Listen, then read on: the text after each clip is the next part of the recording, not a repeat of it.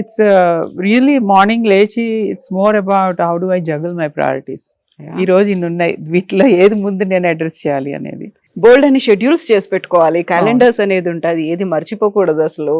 కరెక్టే. సో నాది ఒక్కటే క్యాలెండర్, ప్రొఫెషనల్, పర్సనల్, సాఫ్ట్కిన్, నా ఎన్జిఓ వర్క్ అన్నీ ఒకటే క్యాలెండర్లో ఉంటాయి.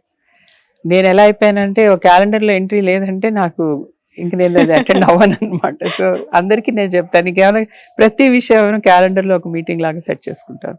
ఇప్పుడు పిల్లలతో రోజు మాట్లాడేది 2 సార్లు whatever, time is shown block in my calendar because ఇంకే కమిట్మెంట్స్ ఉండకుండా తెలుస్తుంది. Sometimes I have other commitments and maybe that day I don't talk to them, but I will catch up next day.